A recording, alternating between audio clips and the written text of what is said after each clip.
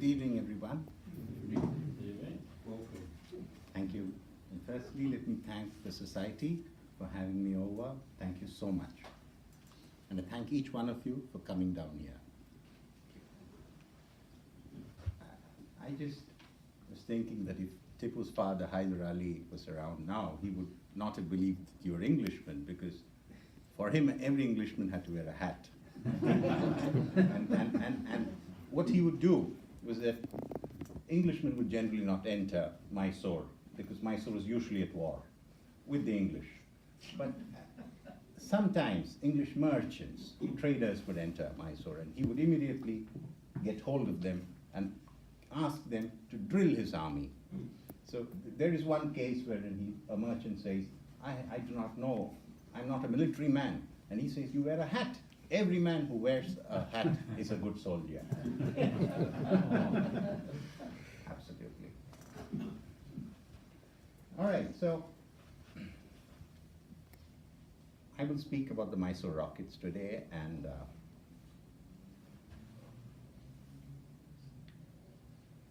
all right, there's a small, I put a scope what I will be speaking on. First, I will speak of the early history of rockets, the Mysore rocket in the Anglo-Mysore Wars, the rediscovery of the rockets at Nagara. Then I'll speak a little about Nagara, that's the name of the town where we found these rockets. I'll speak of the examination of the rockets, because this was the first time ever wherein we did an analytical study, an object analytic study of these rockets. We looked at the metallurgy, we opened them up, we cut them up, we looked at the powder.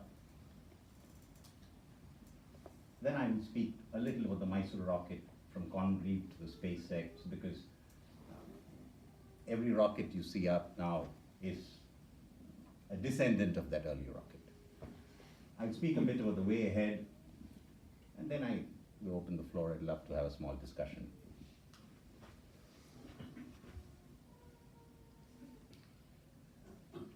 Yes, so when we found rockets, it went into the custody of the archaeological department. So each state in India has a department deals with archaeology, and they were gracious enough to, it took a while, it took more than a year to give us time to study these rockets, because these were artifacts, and since we had to cut them open, we had to do tests on them, it required a lot of time, a lot of prodding to do it, but ultimately we managed. We assembled a team here, so I would have to take their names, though none of them are here with me today. Mr. Shedeshwar, he was the guy, he was the archaeologist who superintended a lot of the excavations that happened after the first find.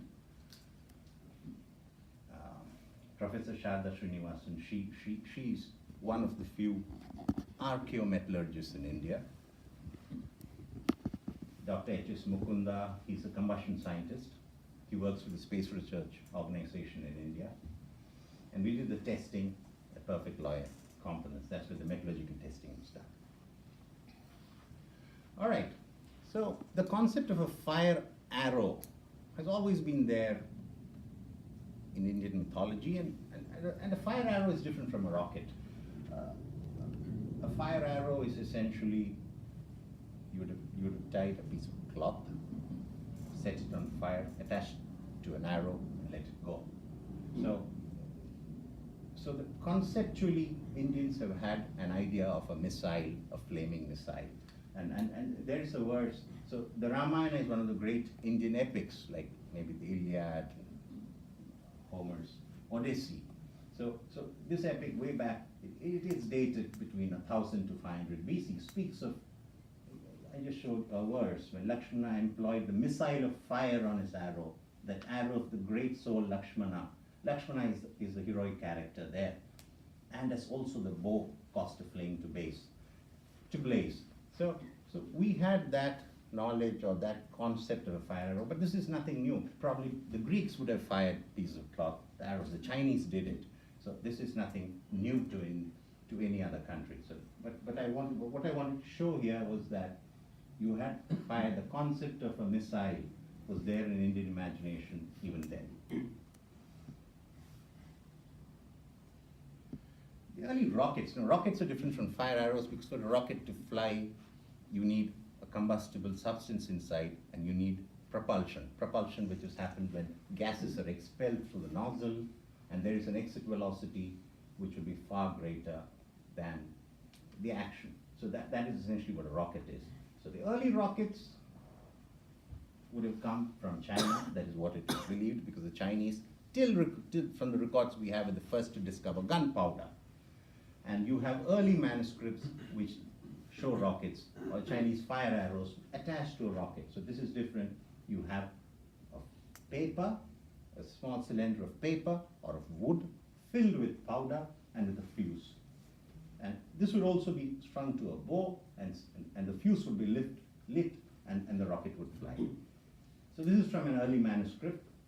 The manuscript is not very early. It is from the 17th century, but I believe that it has been copied much later, in the 17th century.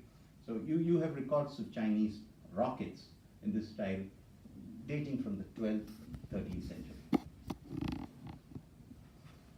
Early Indian rocketry, yes, started off, the records of it are started off when the Mongols started coming into India, again around the 13th century, much before the Mughals, during the time of Alauddin Khilji. So this is again 12th, 13th century, when Mughal incursions started happening, which were repelled. India was one of the few countries which did not bear the scourge of the Mongols. They were beaten in battle a couple of times, and then they went away. And we know that they used rockets then, which essentially they got it from China, is what it is believed. Since then, you had a host of Indian rulers who used rockets. The Mughals used rockets. Rockets were widely used in the Deccan in South India.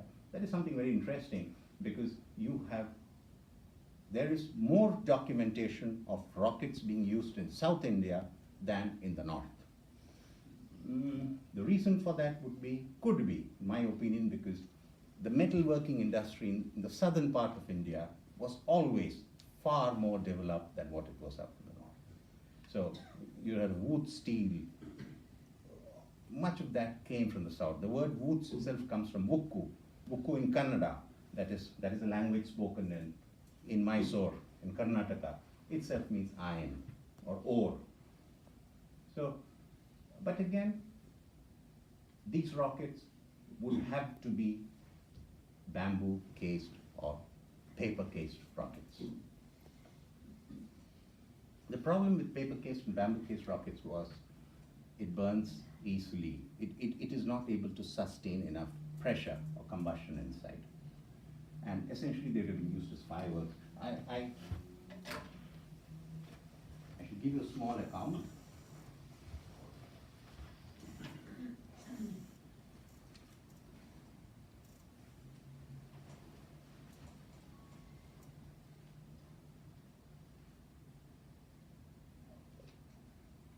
So this is an account from the 17th century, the early 17th century, wherein Jahangir, that is a Mughal emperor, Akbar's son, the well-known Mughal emperor Akbar's son, speaks about a rocket attack, or he mentions he sent men again and again, and the number of the enemy was continually increasing till at last they made an attack. And by throwing rockets and other fireworks, observe this, rockets and other fireworks made matters hot for him. So even till that time, these rockets were more regarded as a firework, which was more of a nuisance, because you would have a rocket coming down, scaring your men, even hurting your men, setting fire to your tents, stuff like that. So what I want to impress upon here is that Mysore or Tipu was not the first to make rockets. It has always been there, not just in India.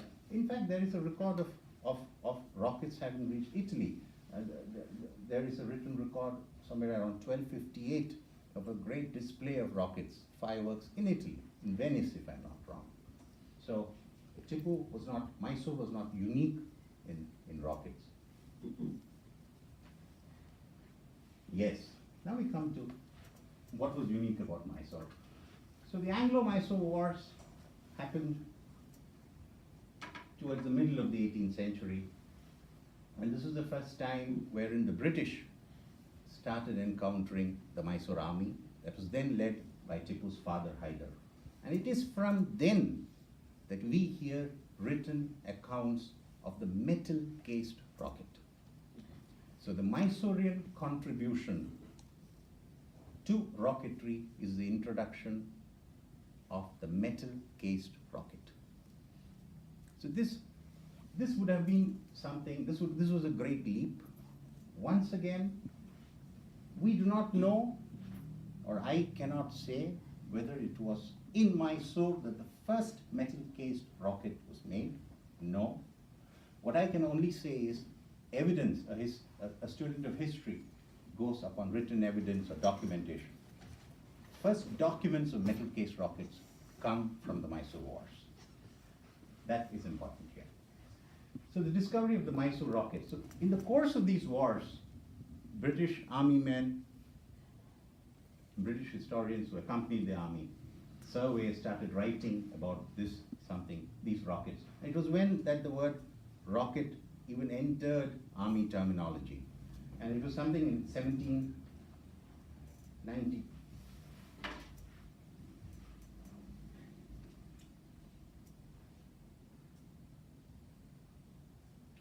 Yes, Major Jerome, who encountered the rocket in the Third Anglo-Mysore War, 1992. So he puts the word rocket in the glossary, which obviously means that much of the English audience do not know what a rocket actually was in war. And he calls it a missile weapon consisting of an iron tube of about a foot long, an inch in diameter, fixed to a bamboo end of 10 or 12 feet long. Some of the rockets have a chamber and burst like a shell.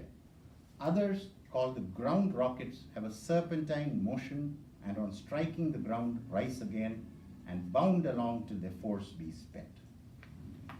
So this is what we know now, that the first recorded evidence of metal-cased rockets came from Mysore. Now this would have been a very, very big leap, because once you have a metal-cased rocket, it can bear a lot of heat, it can fly for greater distances. Yes, we know very well from several books that Tipu commissioned himself, as well from inventories of his army, that Tipu organized the rocket men in his army. He allotted a set of rocket men to each division or regiment. The organization of Tipu's army, he followed the European. His father followed the European. His father was fascinated with the French, because it was when Hyder went to Pondicherry during the Carnatic Wars. It was then that he encountered, for the first time, a very disciplined army, wherein for the first time he saw what a military drill was. And he very closely, he brought a lot of French freelancers to his army, and they educated his men in that. And Tipu realized very well, and this is what I give credit for, Tipu realized very well, as did Hyder also, that the British in India were an expansionist force. The British were not here only for trade, they were also here to take over these princely states. And he realized well that the British could not be beaten with existing Indian technology. You need to fight them with what they have. And that was essentially Hyder's thought process as well as Tipu's thought process. He used a lot of Frenchmen in his army too. So, if you have a weapon alone, so why are these Mysore rockets spoken of? If you have a weapon alone, it does not help. You need to organize your people around those weapons. That is what makes them more effective. So he appointed rocketmen in each, that is called a jauk. A jauk was 32 rocketmen into each particular division. And they had a part to play in every major war.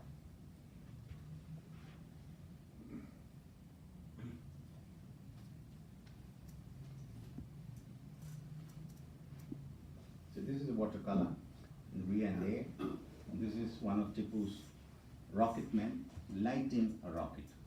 So you can see a bamboo staff, you can see the rocket cylindrical tube attached to it. We know it is with animal hide, cords of hide, and he's burning it. He's lighting the fuse.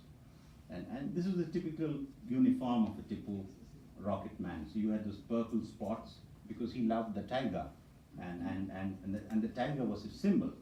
And so he made his men wear uniforms of men wearing tiger stripes, which is called the Babri stripe. Okay. So why I'm telling you all this is for a purpose. You will realize that now. Yes. And again, this is all what we know. So this is something very interesting which I got. This is from the Dutch archives, and you have a sketch. I think it's a pencil or a charcoal sketch of Tipu's men making an assault on the Travancore lines. So the Travancore lines are essentially a border between Malabar and Mysore proper. And you see these rockets in action. So this would probably be, I have not seen any other illustrated record of rockets in action from that time. So this was done in 1792, and this is very interesting. You see from the left, you see Tipu's men, you see the Mysorean army climbing up the fort, and this here, these are cotton bales of cotton. So here, so they pile up those bales of cotton and they climb up the fort. But Tipu lost this battle, this particular battle for the fort, and this fort was a fort of Vapikota. So the fort of Vapikota, Tipu lost badly because you can see the British got reinforcements and Tipu lost over 1,000 men. They could not overrun the fort. But that is different. You see the rockets in action there. This is probably one of the earliest, and I have not seen any other contemporary sketch of Tipu's rockets in action.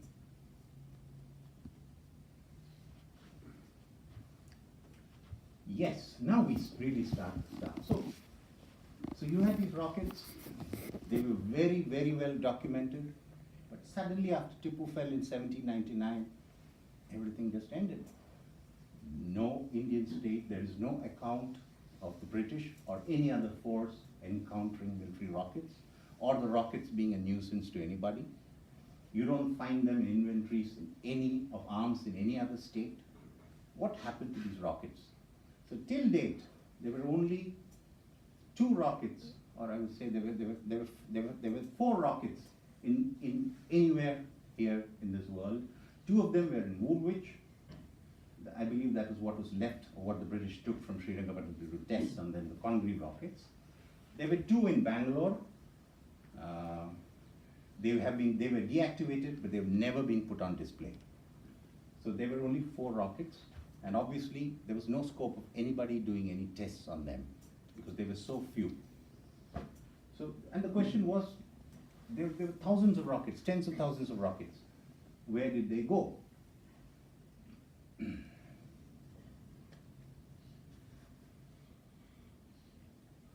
Yeah, this is Mysore. This would be Mysore.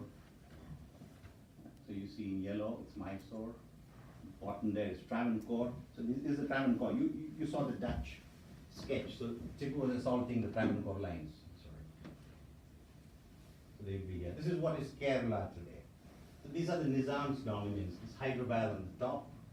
You have Maratha territory here. So he was always being pressed by either the Nizam or the Marathas. The British would ally with one of them or all of them. So there were a series of wars for almost 30 odd years. The rockets were found in Nagara. This is where Nagara is. This is Seringapatam or Mysore here, and Nagara is here on the top. I stay very near here. So this is Nagara. Nagara is as a very vantage point. It was Tipu's second largest fort after Mysore, because it controlled the passage of men from the upper part. This area is hilly territory. It's called Malnad. Malnad means the land of hills. And this is where all the spice trade comes. Spice flows out of Kerala and this part of Karnataka and goes out through the Mangalore port, or the Honavar port here, at least in those days. So this area controlled the movement of spices, the movement of wealth from the top. So this was the northern part. This is Maratha territory, Nizam territory. You went further high, where the Mughals were ruling, but that was only in name, because at that time the Marathas had dominion even over the Mughals. So these were found in Nagara, as again here. This is the portion. This is the state of Karnataka today. This is the fort of Nagara. you still have a fort there. And it was the second largest fort then, and it was one of the three places where Tipu had a massive treasury as well. One of the 4 places where he had a Taramandal. Taramandal plate is where you build arms. You had an armory and you had factories for building arms. The other 3 places were Chitrurga, Bangalore, and Mysore itself. All right. So till 2002, we only had 4 rockets, or Mysore rockets, or iron-cased rockets from India. 2 at Woolwich, 2 in Bangalore. The Bangalore ones were never exhibited. The Woolwich ones were exhibited. We have several photographs of them. In 2002, very near the Nagara fort, you've seen the Nagara fort, a farmer had a wedding for his daughter, and it was the summer season. He already had a well. He was worried. It was summer, and the water in the well was drying up. So he was worried that when the guests come, there was almost a month for the wedding, and he was worried that when it comes to the wedding, the well is going to get dried up. Let me try to dig another well. He had just bought that land about 15 odd years ago, and he had observed in his land a ring of stones covered with mud, which obviously he knew that it was a well at one time. So he thought, let me start digging here. And he started to dig there. He got people there, and they started to dig the well. At about 15 feet, they got some water. They started digging even more. And soon, along with this water, they started getting small stone sculptures of Hindu deities. A bull, just one, a bull. They got 3 plates, large bronze plates, which in all probability was also used in temples to serve food to pilgrims. And after that, they started getting one after another cylindrical metal pieces. So one after the other, they started getting cylindrical metal pieces and a lot of water also. They let it go for a while. They removed the pieces and they kept it by the side. And they started using the water of the well. But after a while, they stopped using the water because the water had a very different taste to it. It was then that they stopped using the water and they started to dig more because the news had spread and they believed that maybe there may be treasure inside when they would go down deeper. They dug more and they started getting more of these shells. By the time news had spread to the archaeological department that they were getting stuff, the department rushed there and he handed over all this stuff to them.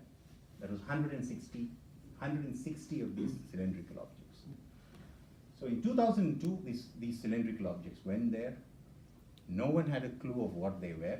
They were entered as a note into the accession register, not as a numbered accession piece, but just as a note, because they were unsure of what they were. Artillery shells, because no one in India till then ever knew what a rocket was. They had heard of rockets. They knew that Mysore used rockets. They knew they were metal-cased rockets, but there was no rocket anywhere. To see a rocket, they had to come to England, to Woolwich. In 2016, when I went to the museum there, I saw these cylindrical metal pieces, very rusty, in a wooden box, in 3 wooden boxes. And it was then that I realized that they were rockets, because I could see a fuse.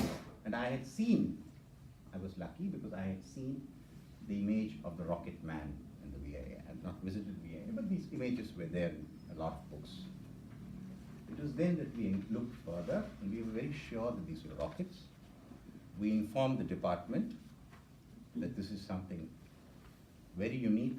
Nowhere else in the world have so many rockets. Nowhere else in India has a rocket ever been discovered.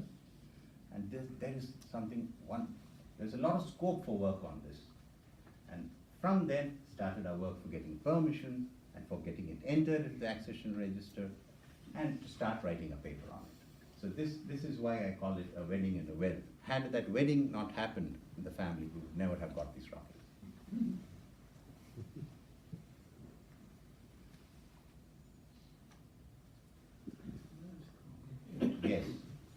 This is a photograph of the excavation, not in 2002. This was done later. That was when we identified in 2016 that there are rockets. The water in the well still pungent. They did not use that well. They did not use the water in that well even for the wedding because that water could not be drunk. They continued with the older well. So we realized that there could still be rockets, and the department spent 3 days in excavating the well. And they found over 1,600 more rockets there inside. We also observed this field and we found several mounds. One of the mounds was dug up informally, not the way an archaeologist does, because we did not get permission for that or funds for that. The department did not. So we observed something like it was a 6 feet by 8 feet foundation. We also saw a stone window. And there are several mounds there, which leads us to believe that the site could have been the site for a rocket factory, or maybe a go-down or a storage point for these rockets. We still do not know why so many rockets ended up in that well, and the well was a large well. The diameter was about 28 feet. It was a very large well. It had a diameter of 28 feet. Probably in Nagara. Nagara did not fall when Srirangapatnam fell. There was someone called Dhondia Wag. He was Maratha freebooter. He raised a rebellion after Tipu fell. He escaped from one of Tipu's jails. Tipu had jailed him up. And he raised a banner. He called the followers of Tipu together, and the revolt lasted for over a year, till Wellesley put him down. And at that time, Nagara became his de facto capital. So it is very probable that during those last turbulent days post-Tipu, these rockets would have been dumped into the well. It is very probable. We do not know. This is just my speculation, in fear of an approaching British army. It is also probable that the British would have dumped them inside because they didn't want to do anything with them.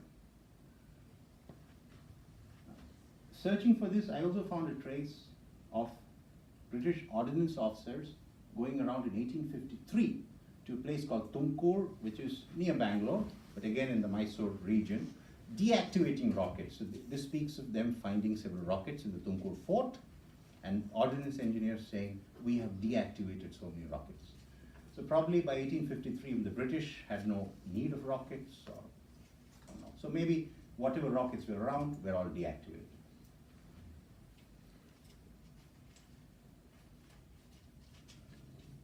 We started sampling them. So we found several types depending on, we categorize them on length. So these are essentially metal cylinders of different lengths and diameters. However, a broad classification could be done. I just did a sampling. You could see 37, 36, 37 again, 44, 48, and the large one 65. In the second excavation, we recovered one even larger. So the largest here was 260, that's about 26 centimeters. We recovered one of 300 millimeters, so that's about 30 centimeters, and a diameter of 70 millimeters, so 7 centimeters. That was the largest rocket. So there is a broad classification. If you group them in series, maybe you can see 3, 4, 5 different types of them.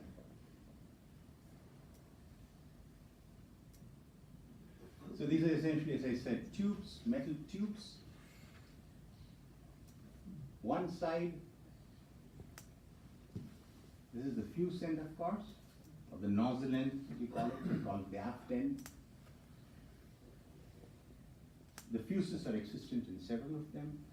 We were lucky in the sense that there was no water inside, so probably, I believe that they dumped the rock, someone dumped the rockets into the well, and then they covered it over with earth. Because if they were in water for so long, they would not have survived. So the earth covered those rockets. The well was covered with earth immediately.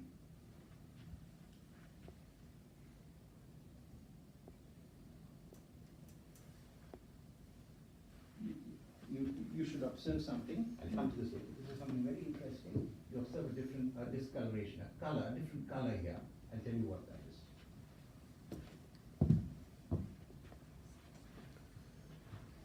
This is the other end of the rocket, the head end. There's no fuse here, it's flat. Again, you see a reddish brown discoloration there.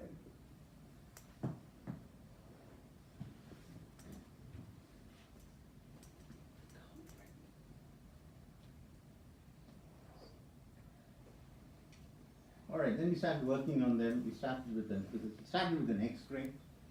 So that's the fuse end. This is the head end. You find you see a color difference here.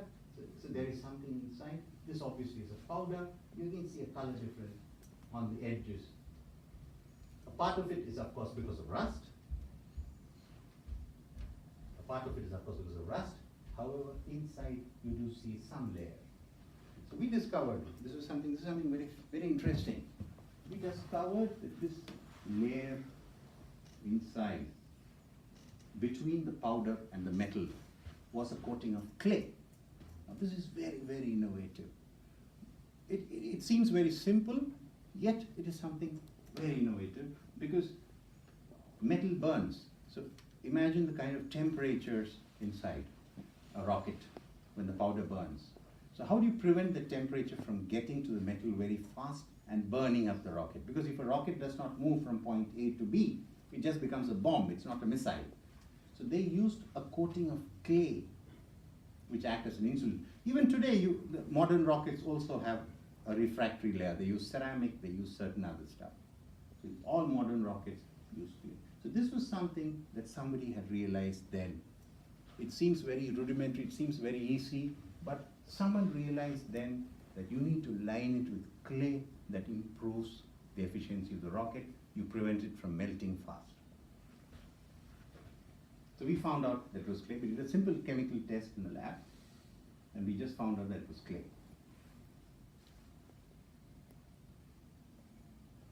Later we went to the metallurgy part. So we did some metallurgy tests using something called a spectroscope, wherein you take a piece, you fire it up, and the metal emits light.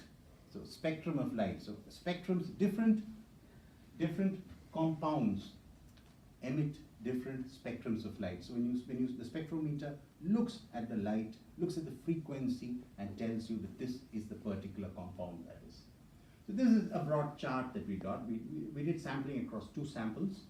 We examined 2 points across the cylinders. We examined both the discs. So essentially, we looked at 4 parts of each rocket. We were only allowed permission for 2 rockets, so we just did a sampling of 2 pieces. So everything here fine. All this is seen in metal. All this is seen in steel. But something very, very interesting.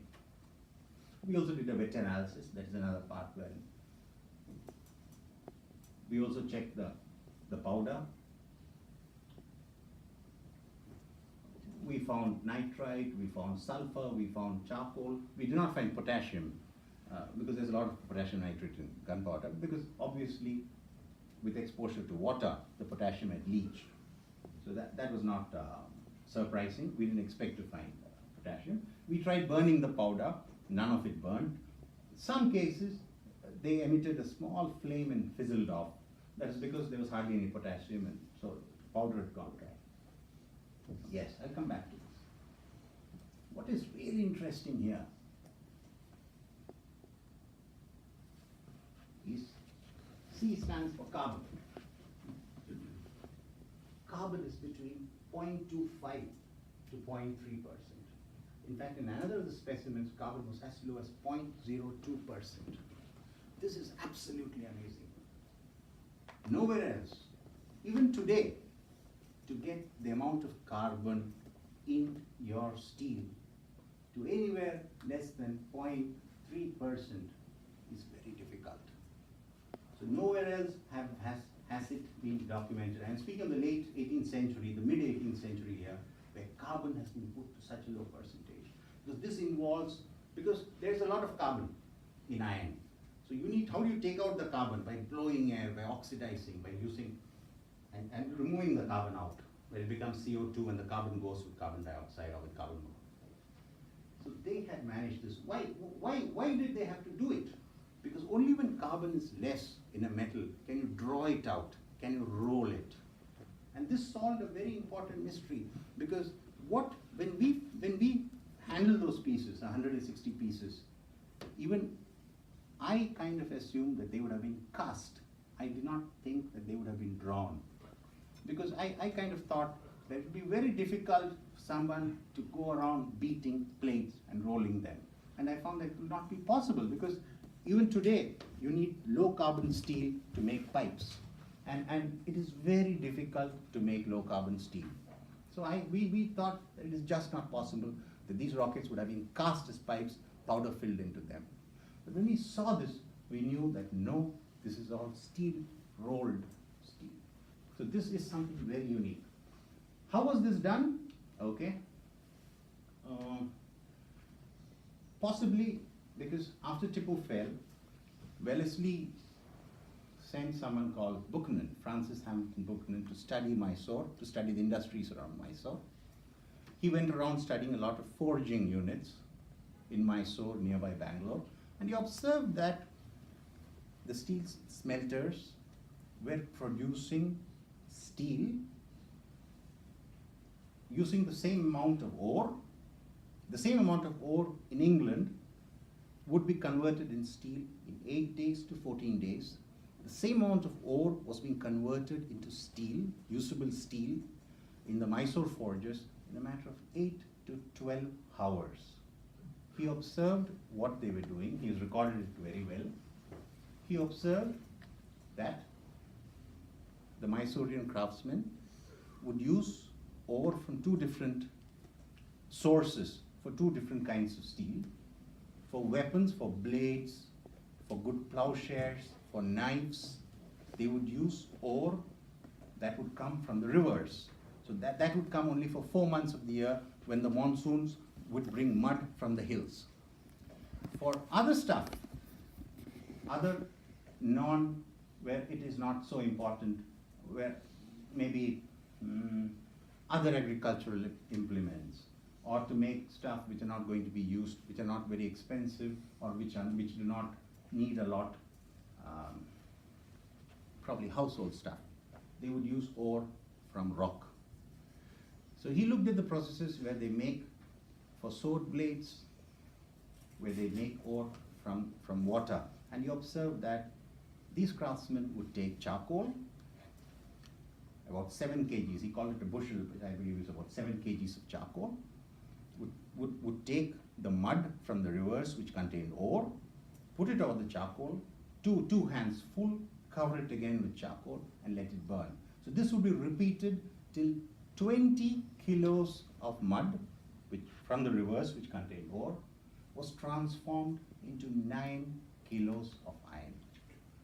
Absolutely. And all this done within 8 to 12 hours. He observed why it may have been done, and he saw that these craftsmen were doing something different. He observed that every time this ore was being fired up, they were mixing branches only from one tree. And the name of the tree was an avaram tree. Avaram is the name of a tree that grows in parts of Tamil Nadu and Mysore. And they were mixing leaves of a Vonangadi bush, that's a shrub. And this was most essential for them. And all this would go into the furnace, into the crucible. And this would burn. And when you fired up the furnace, they would say, you should not use, you can use wood except wood from the banyan tree. So it is very possible that it was these processes which really helped them to achieve this great, one is of course a lot of low carbon, and recently tests were done on these two trees, and they found that they were very good deoxidants. They emitted a lot of methanol and ethanol, which really helped to remove carbon from the iron. So they had realized this very fast. So I think that was how they brought the carbon less to so much of a level. So this is something unique. This was not seen anywhere else at least it's not been recorded anywhere, as low carbon steel. And it was because of this low carbon steel that you could roll these metal plates into cylindrical tubes.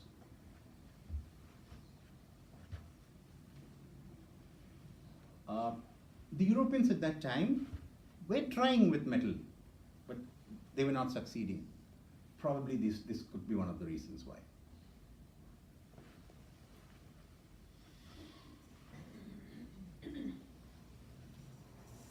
So the carbon is between 0.02 to 0.3%. It is very difficult to get carbon, the amount of carbon below 0.3%, even 0.4, 0.5%. We examined it to 400 times magnification. We found that so you've got different structures of steel. You've got pearlitic steel, you've got austenitic, you have ferrite structure. So this is a ferrite structure. Again, it's low carbon structure. We examined the bends, once again to confirm the bends are when you crimp the top and the bottom layers, whether it's a casting or not. We found no stress on the sides. If there was a casting, there would be stress on the sides. They'll bend. So we were very, very sure that this is being cold forged. So just beaten with a hammer and rolled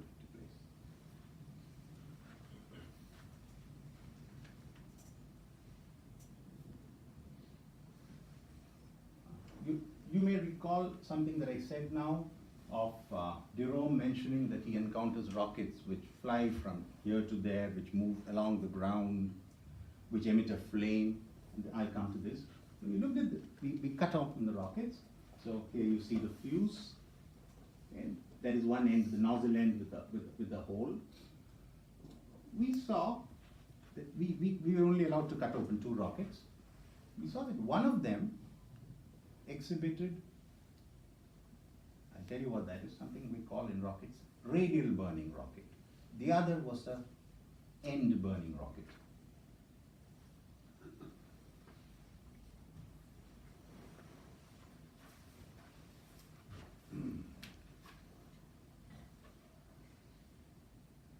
Closely, you can see the clay.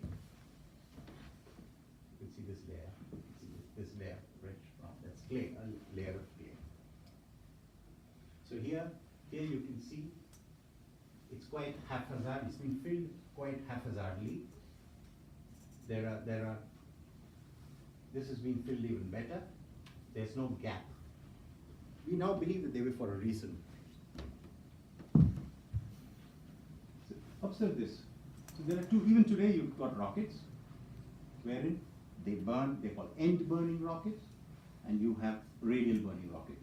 What happens in an end burning rocket is there is not much, there is no gap to the middle. Essentially that's where you put the fuse. This has a very short fuse. This would have a long fuse. What happens when the fuse is short is that it burns from the end. So this burns, this burns, and like a candle, it keeps burning to the top. It takes its own time. So the rocket, the thrust developed is less. In a radial burning rocket, what happens is, when it starts burning, it burns at the ends, and by the time the flame has reached this end, the flame also keeps moving up because you have the fuse up. So the amount of combustion inside is faster. So more thrust is developed. So this rocket would fly like a rocket. This rocket would fly slow, or it would be for another purpose. So this was well understood by the Mysorean rocketeers. That is what we came to know when we looked at the powder. We could only examine 2 pieces, but the piece that we opened, the one piece was fortunately an end burning piece, the other piece was a radial burning piece. So in one case, the fuse was very small. You have fuses both, but in one case, the fuse would extend, it did not extend all the way to top. This is just a representation. The fuse went all the way to 50% of the length of the rocket. In the other case, the fuse went to, I think it was about 1/8 of the rocket. That was an end burning rocket, where it starts burning from the bottom very slowly like a candle. So there was an understanding of combustion also.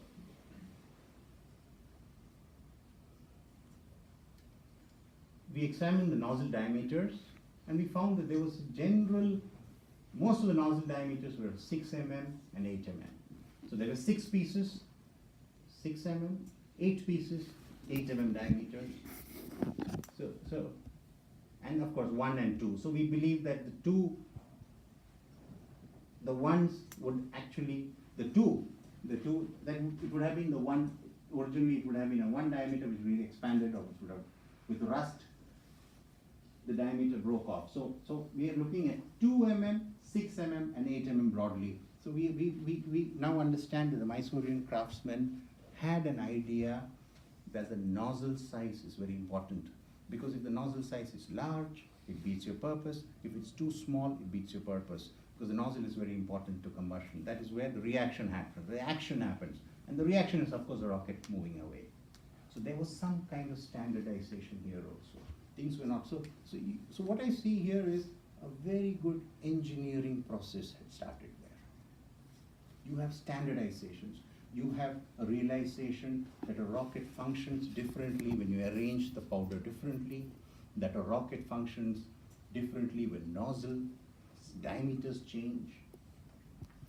You had people solving problems like, your rocket is burning up, why don't you put a layer of clay around it to stop this from burning?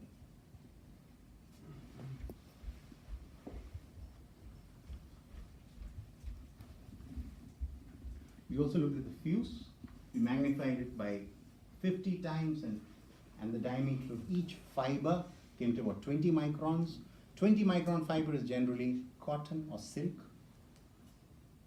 I assume that it would be cotton. It was far easier to get that. Though Mysore did produce a lot of silk. Tipu imported silkworms, he imported the mulberry plant.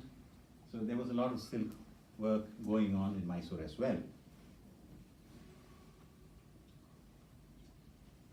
We also found something very interesting from the well. We found a tool like this. We do not know what that was. I'm thankful to Roger here, Roger Davies, for pointing me to this from an early Chinese manuscript. It's called a tooth. And now we know that this was used to drill or to make a passage for the fuse through the powder. So we now very well know that perhaps this was a rocket factory, or something, there was some process about the rockets happening there. And rocket manufacture, till you deliver it, would have had a lot, because you would have to make the cylinders, you'd have to fill the powder, I'll come to that. And then you would have to tie it to the bamboo, you'll have to insert the fuse inside, you'll have to transport it there to a particular place. So it involved a lot of different stuff happening. So once again, you see the beginnings, this is what I keep saying, and this is what frightened the English a lot. Because Tipu was unique. He, as I said, he realized that you have to be like the English. You have to be like the Europeans to really fight them. And you cannot fight them without doing things like they do. And he realized that very fast. So here, each of these processes show me that he was understanding that Mysorean workmen were moving to another level. Relative to India, the Europeans were still advanced in most other ways, whether it was cannon making, whether it was artillery, certainly. But he was trying to emulate, he was trying to go near them, to come near them. So we found this tool also there.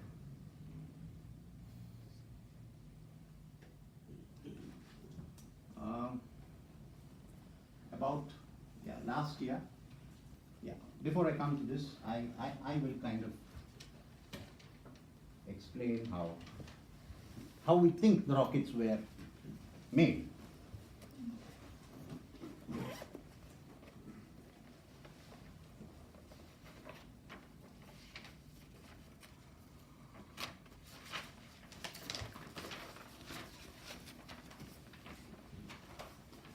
So we have some hukumnamas, not this one, I'll tell you what this is. Hukumnamas are orders, hukum is an order, a nama is a list, wherein it tells us of list of stores or list of items that come out from the factories, and we know that the Mysorean factories were churning out steel plates in large numbers. Uh, we know well that there was a name for the rockets that was called dabbas. A dabba is a cylinder. So we know that a lot of them are called dabbas. The rocketeers were called bandars. So barn is the old Sanskrit name for an arrow. And dar is Persian for someone who carries stuff. So all Tipu's rocketmen were called bandars, the people who carry arrows.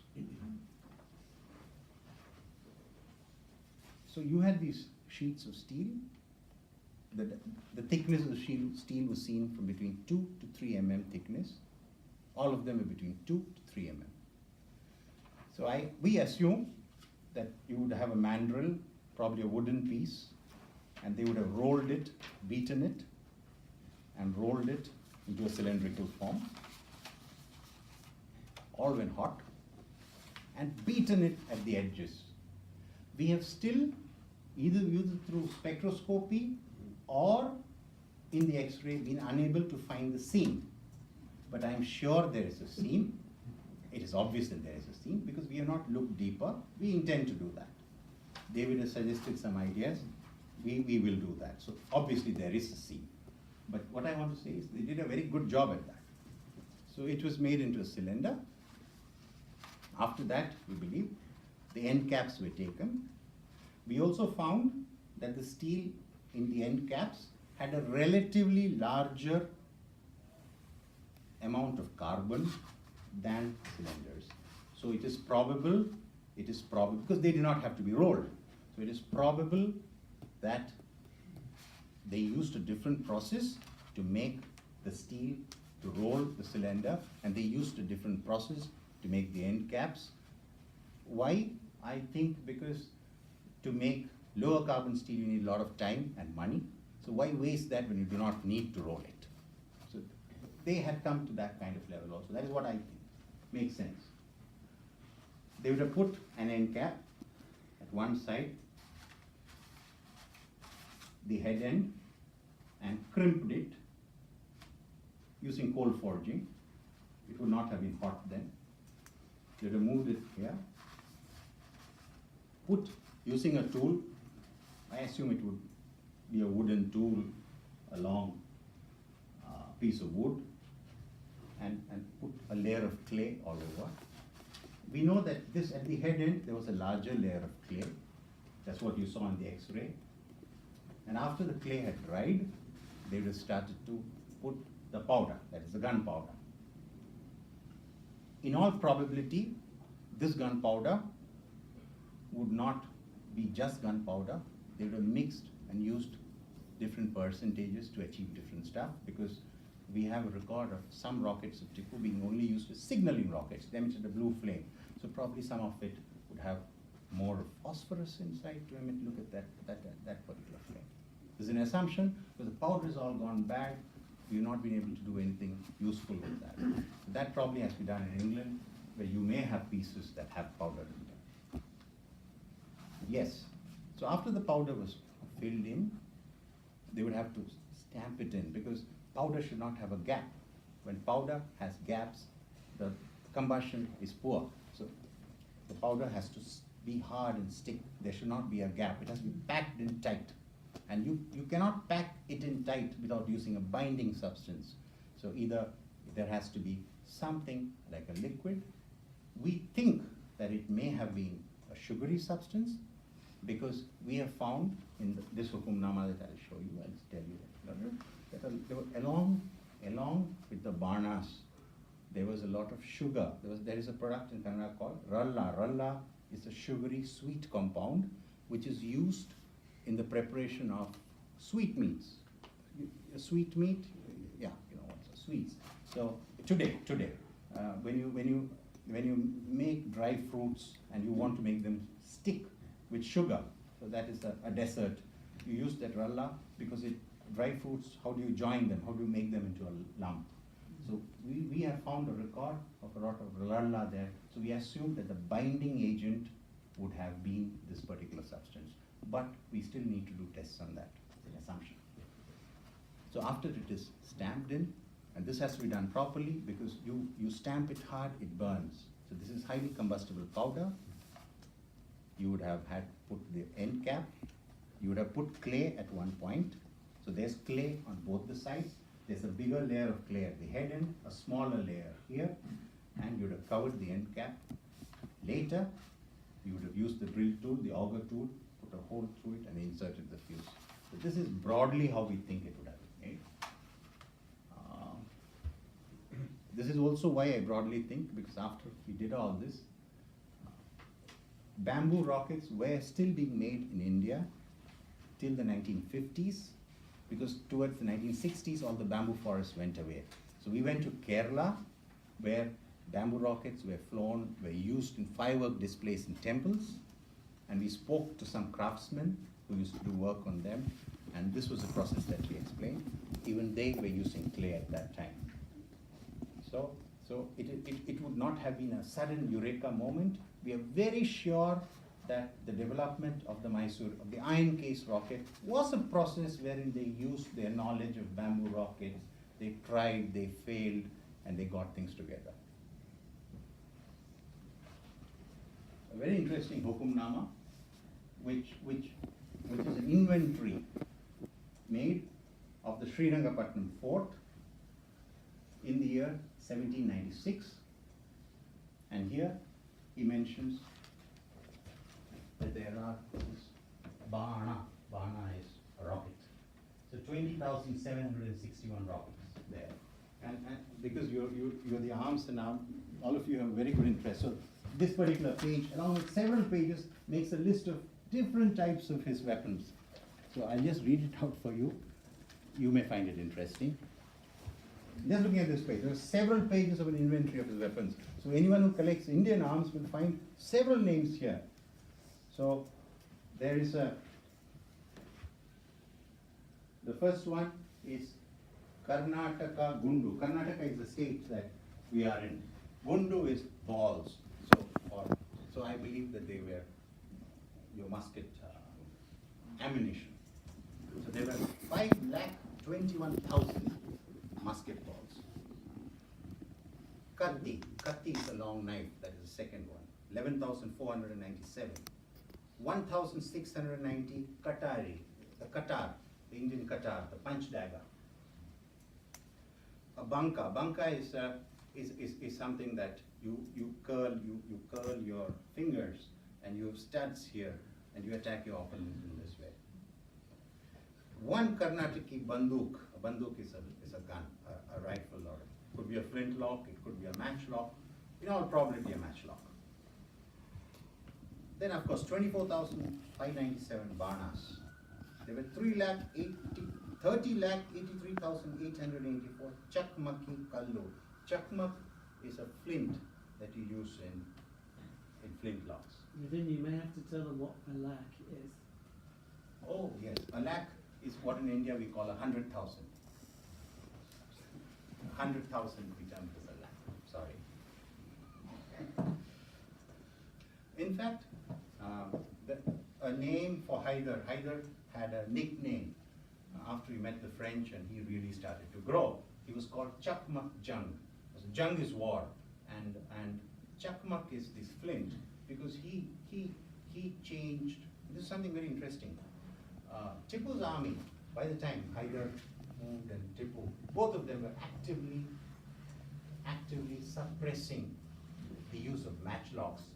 By the time Tipu had taken over, by the time the Mysore wars were going on, most of Tipu's army men carried flintlocks. That same time, the other Indian powers, including the Marathas, including the other powers, were still on matchlocks. So Tipu knew that they were far better than matchlocks, and they were taking everything to modernize their army. So he was called Chakmak Jung because he always had a flint. He always encouraged the use of flints among his men. 185 Tegi is a broad-bladed sword. Something very interesting. This kind of, I never thought they were used in there. 12 Trishul. A Trishul is a 3-spiked spear. You have some Greek gods who weld. Right. So even in 1796, I don't know, they they had that weapon. Yes, so we know the inventory of the Banas there, and this is just at one fort.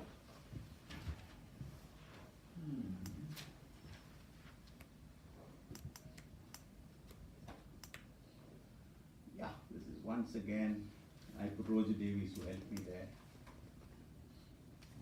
Absolutely, this is again the image which really got us going. Because without this, we would not have been able to identify these are rockets.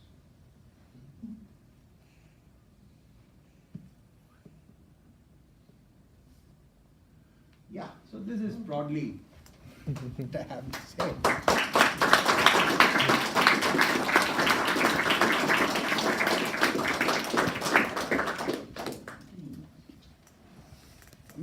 Yeah, I will. And I know well, Roger helped me in that because I still do not know much of that. Though we know that after Tipu fell, the British transported a lot of rockets, and we also know a number of, I believe 4 of his rocket launchers to Woolwich, where Congreve worked on them, and he made good European rockets. And there were certain problems that the Congreve rockets faced, and I believe he did not perfect them till 1805 or 1807, and it took a long time for him even to learn from the Tipu rockets, probably because he did not have metal workers who were to the level of the Mysorean metal workers. Probably he did not use clay in his rockets. I still do not know, but maybe someone in England has to work more on that. Now that they know how these rockets were, what they look like, what their composition was, we need to look more into Congreve rockets. So I say that this was one, this was why I, as an Indian, am quite proud about this. This was when the flame was dying out, when, Tipu died in 1799, in 1803, Wellesley had rolled up the Marathas as well, and that was the end.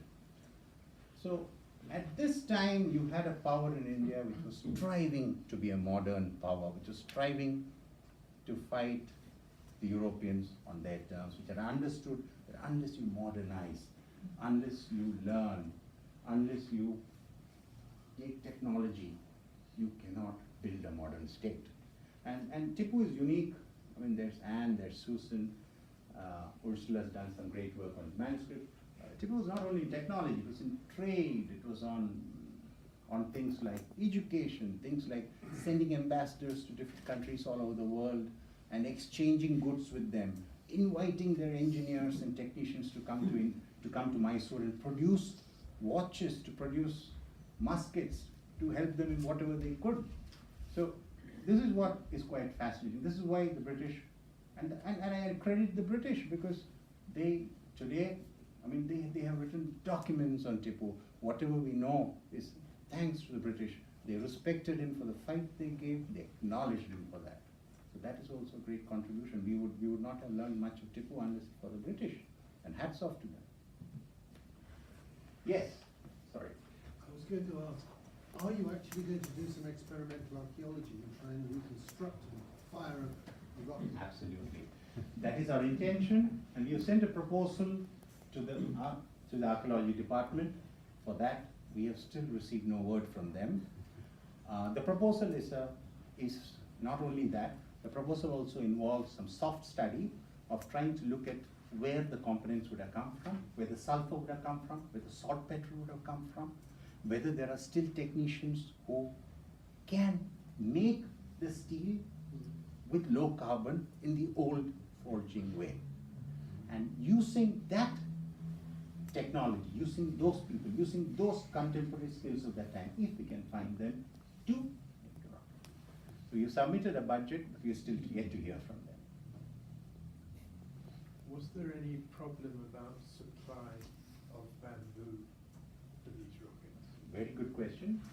There would have been, and that is why I believe that this factory or this thing was in Nagar, because the older name for Nagar, Nagar means metropolis, large town, and any town in India which had, say, a lakh of houses would be called a Nagar.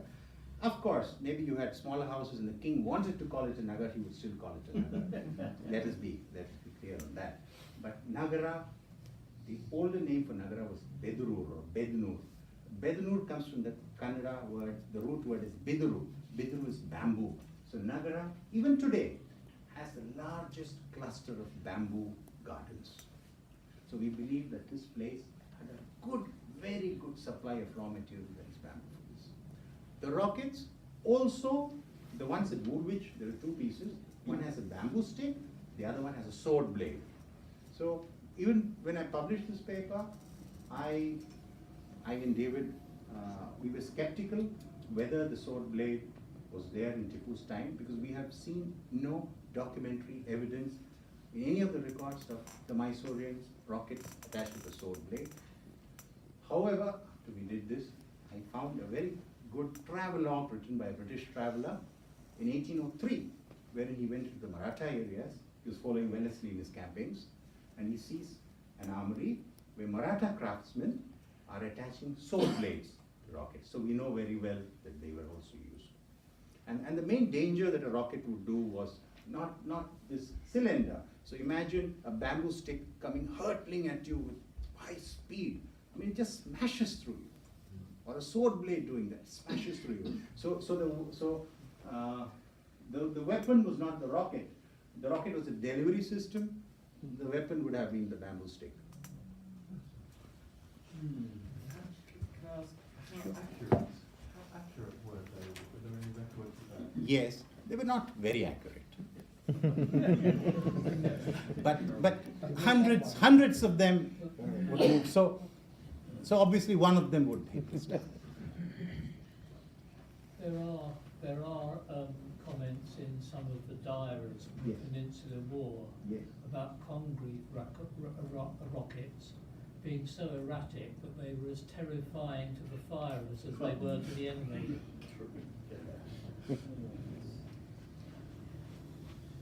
Were the rocketeers, the rocket regiments, were they chosen men? Or was it a case of you go from other rockets? Or were they trained like artillery would have been trained? I assume that they would have been trained. That is because the Fateh al-Mujahideen, which was a treatise on war, mentions the training and drills that these rocketmen should do. I have not read it yet because it's in Persian, but I intend to do some study on it. So it's obvious that since they had their own drills, there has to be hard training. Do you think that steel tube could have been fire welded when they brought it over? Pardon? Fire welded. Blacksmiths Okay. weld together using, when it starts to spark, they knock them together. And that, you wouldn't see the sleeve, it'd be very difficult. I see. Especially after that many years, it would just be corroded. But I've seen axes fire welded like that. Yeah, so they're very phoretic. This is very iron. So it wouldn't spark so much. No, well it would. Oh, well there are. Yeah, so pure iron it's very close to pure iron. It's very low carbon. Oh, right. It's That's- ferritic, that's right. It's Yeah, a ferritic. very low carbon. Oh. So because it's so low carbon, it will form very easily, Oh, right. and I it see. alters fire weld Yeah. easily as well. Yeah, yeah. And I've challenged Nidhin to say, well, was it a U weld or was it a cylindrical weld? Because you must be able to find some witness of it. But, as you say, it flattened itself out together, didn't it? No, but the only thing we kind of agreed that it would have been, I don't know what you call this, dovetail. It would have been inserted like this and beaten. I don't believe that. We have to. As a trained as an apprentice in metal forming, I just don't believe that. Because it's too much like hard work. All right, we need to do more work on that. We will. Yeah, I'm thinking about the way they make a gun barrel. You make a gun barrel from Yes, a spring. I'm interested in the combustion chamber Mm. and the two rocket